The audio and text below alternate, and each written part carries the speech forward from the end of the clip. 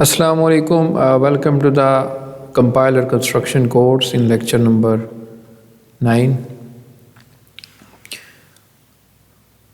Last lecture में हमने subset construction algorithm study किया था और डिटेल के साथ एल्गोरिदम उसका एक्सप्लेन किया।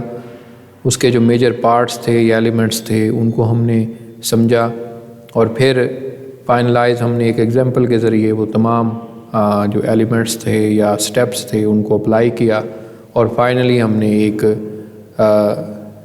आपकी जो DFA है वो NFA से मुकम्मल कर लिया।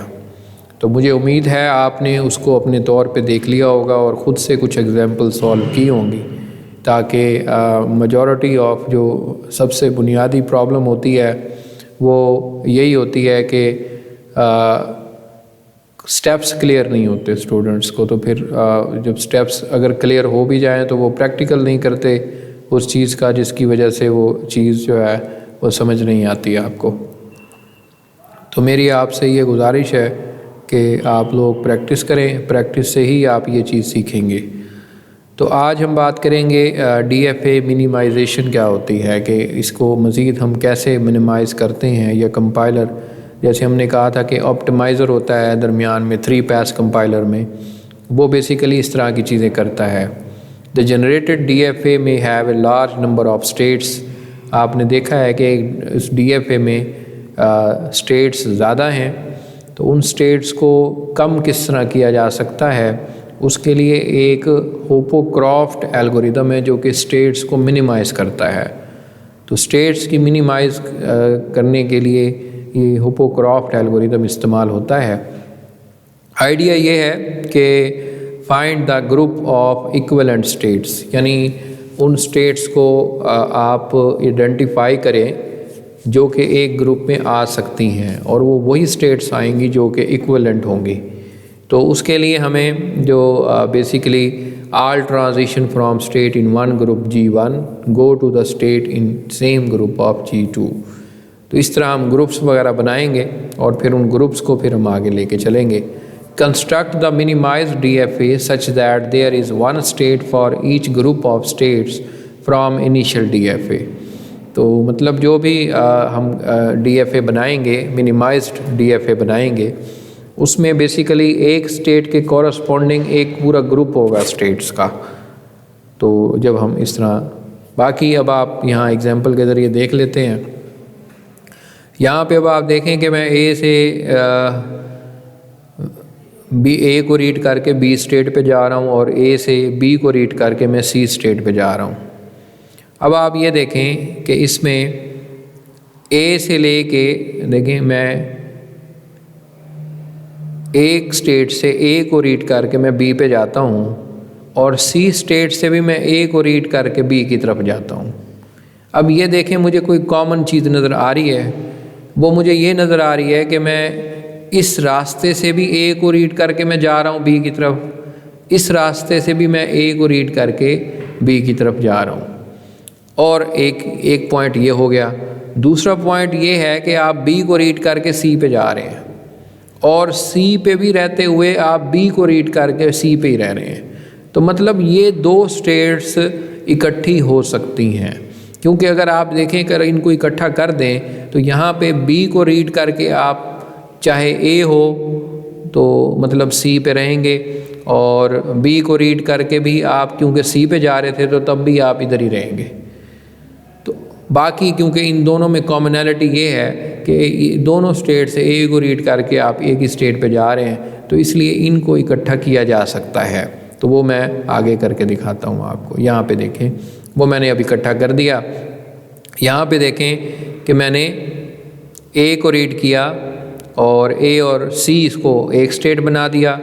A की ट्रांजिशन वही है और A C से भी, क्योंकि A रीड करके हम B की तरफ जा रहे थे, A से भी हम A रीड करके B की तरफ जा रहे थे, इसलिए मैंने इसको इकट्ठा कर दिया। अलबत्ता यहाँ पे B को रीड करके मैंने लूप लगा दिया, क्योंकि C में ये लूप था तो मैंने इधर भी लगा दिया। और A से आप B रीड करके C पे जाते थे, इसलिए ये स्टेट अब एक ही हो गई।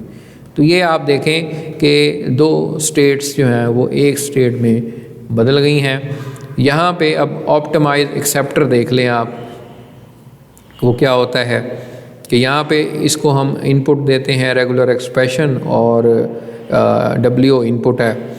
ये क्या करता है, एक रेगुलर एक्सप्रेशन लेता है, उसको चेक करता है कि वो NFA के बराबर है या उससे ज़्यादा है, मतलब ग्रेटर देन है, मतलब ये NFA बराबर हो इस NFA के। उसके बाद फिर वो NFA को ये चेक करता है कि वो DFA के बराबर है, तो अगर तो वो बराबर होता है तो उसको फिर वो मिनिमाइजेशन करता है, फाइनली DFA करता है। तो वो बेसिकली वो स्टेप है कि हम सबसे पहले उस रेगुलर एक्सप्रेशन से क्या बनाते हैं, हम NFA बनाते हैं, जो कि हमारा वो थॉमसन एल्गोरिदम था। उस NFA से फिर हम आगे DFA बनाते हैं, जो कि सबसेट कंस्ट्रक्शन एल्गोरिदम है, और उसके बाद फाइनली हम मिनिमाइजेशन उसके ऊपर अप्लाई करते हैं, जो अभी हमने की है, और फाइनली वो फिर सिमुलेट हो जाता है हमारा DFA। और ये यहाँ पे कंडीशन है कि अगर W जो है वो लैंग्वेज ऑफ R का हिस्सा है तो तब ये मुमकिन होगा, अदरवाइज़ अगर हिस्सा नहीं है उस लैंग्वेज का तो ये नहीं हिस्सा होगा। अब आगे चलते हैं, ये हमारा एल्गोरिदम होपोक्राफ्ट मुकम्मल हुआ। इसकी डेप्थ में हम नहीं गए कि ये कैसे वो मिनिमाइज़ करता है, वो ज़रूरी नहीं है, सिर्फ पॉइंट आपको समझाना था कि होपोक्राफ्ट एल्गोरिदम इस तरह मिनिमाइजेशन करता है। तो वो पॉइंट मैंने एक्सप्लेन करने की इस लेक्चर में कोशिश की है, तो इसको आप बुक से भी देख लेंगे। लेक्सिकल अब एनालाइज़र स्कैनर हैं, जो कि मैकेनिज़्म हम इसका पढ़ते आ रहे हैं। तो मैकेनिज़्म क्या है कि मल्टीपल रेगुलर एक्सप्रेशंस हैं फॉर मल्टीपल टोकन्स, तो have a character stream of input. ये बात वही है कि मल्टीपल रेगुलर एक्सप्रेशन होंगी और जो इनपुट आएगी वो करेक्टर स्ट्रीम से एक एक करेक्टर जो है वो आगे मूव करेगा। उसके अलावा हमारे पास टोकन्स हमें देता है लेक्सिकल एनालाइज़र, ये ऑलरेडी हम देख चुके हैं कि वो टोकन्स किस फॉर्म में होते हैं। तो यहाँ पे अब हम उसको जेनेरिकली ज़रा देख लेते हैं कि यहाँ पे देखें कि ये रेगुलर एक्सप्रेशन मल्टीपल गई, उनसे ये NFA बने, NFA से फिर ये आगे DFA बने। अब यहाँ पे वो एल्गोरिदम याद रखें, यहाँ पे थॉमसन एल्गोरिदम चलेगा, यहाँ पे सबसेट कंस्ट्रक्शन एल्गोरिदम चलेगा तो DFA मिलेगा, यहाँ पे मिनिमाइजेशन ऑफ DFA होगा जो कि होपोक्राफ्ट एल्गोरिदम चलेगा। फाइनली हमारे पास ये DFA बनेगा और यहाँ पे करेक्टर स्ट्रीम हम इसको देंगे, ये उस DFA को चेक करेगी उस लैंग्वेज के मुताबिक, और फाइनली यहाँ पे हमारे पास टोकन्स जो हैं वो जा जाएंगे। इस एनिमेशन का मकसद भी यही है कि आपको ये 1 to 1 समझाया जाए। अब ये लेक्सिकल एनालाइज़र जो है वो कैसे जनरेट होता है। लेक्सिकल एनालिसिस प्रोसीजर जो है वो ऑटोमेटेड है और इसके लिए टूल्स जो हैं वो चाहिए हमें, और रेगुलर एक्सप्रेशंस चाहिए, रूल्स चाहिए, और फर्दर जो हम फिर ही टोकन्स में इसको कन्वर्ट कर सकते हैं। तो वो जो टूल है वो फ्लेक्स टूल है, जो कि अवेलेबल है इंटरनेट से, आप इजीली डाउनलोड कर सकते हैं। फ्लेक्स टूल जो है वो बेसिकली एक लेक्सिकल एनालाइज़र बनाएगा C और C++ का।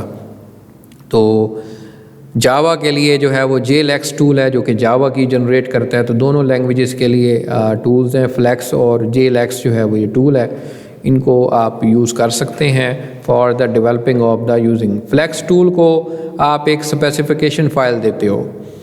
अभी क्या होती है इसको हम देखते हैं। स्पेसिफिकेशन फ़ाइल देने के बाद जो है आगे फ्लेक्स जो रीड करता है उस फाइल को, और बेसिकली वो C या C++ की होती है फ़ाइल, उसको रीड करेगा और फिर फाइनली उस फाइल के अंदर जो है वो उसके 3 सेक्शन होते हैं। उन सेक्शन को अब हम एक्सप्लेन करेंगे। जो पहला सेक्शन होता है स्पेसिफिकेशन फ़ाइल का वो C और C++ और फ्लेक्स की डेफिनेशन होती है, और दूसरा जो सेक्शन होता है वो बेसिकली सेक्शन को हम सेपरेट करते हैं ये डबल मॉड साइन से। उसके बाद टोकन्स की डेफिनेशन और एक्शन होते हैं, और तीसरा जो साइज़ होता है वो यूज़र का कोड होता है। तो ये स्पेसिफिकेशन फ़ाइल जो हमने फ्लेक्स टूल को देनी है वो 3 हिस्सों पे मुश्तमिल है।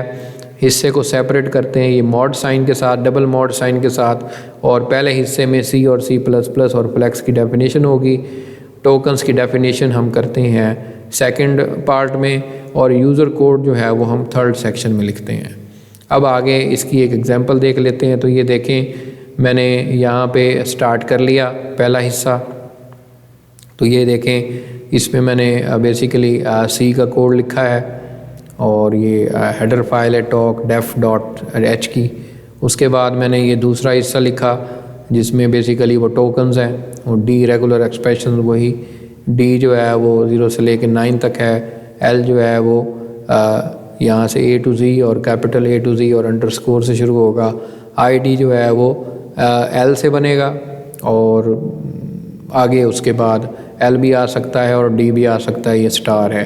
तो ये बेसिकली आइडेंटिफायर इन दोनों चीज़ों से मिलके बनता है। लेकिन आप ये देखें कि आइडेंटिफायर 0 से 9 से पहले नहीं आ सकता, यानी डी नहीं है, पहले एल है। एल में क्या है, स्टार्ट हम कर सकते हैं लेटर स्मॉल के से और कैपिटल लेटर से या अंडरस्कोर से। हम नंबर से वेरिएबल का नाम शुरू नहीं करते C++ में, इसलिए ये आप देखें कि शुरू में मैंने एल लगाया है, उसके बाद आगे आप नंबर यूज़ कर सकते हैं, तो मैंने यहाँ पे डी लगाया है। तो बेसिकली इस रेगुलर एक्सप्रेशन के अंदर ही मैंने ये दो चीज़ें इस्तेमाल की हैं, तो ये काफ़ी इम्पॉर्टेंट चीज़ है। उसके बाद आप देखें कि ये मेरा अब पहला हिस्सा ख़त्म हो गया, तो मैंने ये डबल मॉड साइन लगा दिया। तो ये आप इसमें C++ का कोड है और डेफिनेशन फाइल है।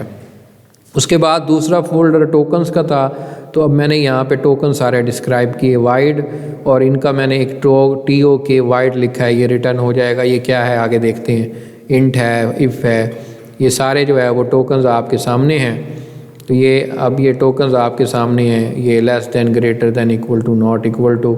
यहाँ पे देखें तो ये डी है, डी प्लस, और डी आपके सामने वो तमाम लेटर्स थे जो मैंने ऊपर दिखाए थे, और आइडेंटिफायर जो है वो भी मैंने आपको ऊपर दिखाया था। साथ फाइनली यहाँ पे न्यू लाइन करैक्टर और टैब करैक्टर और स्पेस करैक्टर है, और ये ख़त्म हुआ तो मेरा ये दूसरा सेक्शन भी क्लोज़ हो गया। इसके बाद तीसरा जो सेक्शन है, ये talk.df.h देख लें आप कि इस फाइल में मैंने क्या लिखा हुआ है। ये डिफाइन, टॉक, वाइड, इनके बल्कि आइडेंटिफायर हैं जो मैंने उधर इंक्लूड किए थे। रिटर्न यहाँ पे इनका ये आइडेंटिफायर है और ये उसका वैल्यू है। तो ये वो शार्प डिफाइन इस्तेमाल करके हम कांस्टेंट को डिफाइन कर रहे हैं। तो ये कांस्टेंट इसका 1 है, इसका 2 है इंट का। इफ़ आएगा तो उसकी जगह 3 रिप्लेस होगा, ये वाला टोकन आएगा तो उसकी जगह 4 रिप्लेस होगा, इस तरह ये वाइल आएगा तो 5 रिप्लेस होगा। तो ये सारे टोकन्स हैं जो सारे मैंने वहाँ पे इस्तेमाल किए थे। उसके बाद आप क्या करेंगे, ये एक lex.l जो है ये फ़ाइल फ्लेक्स टूल को देंगे और ये फिर उसका CPP फाइनल बताएगा। ये वो मैंने अभी आपको स्पेसिफिकेशन फ़ाइल बताई है, तो वो आपने इसको देनी है। उसके बाद आप देखें कि जनरेटेड जो स्कैनर है वो इस तरह बना हुआ है।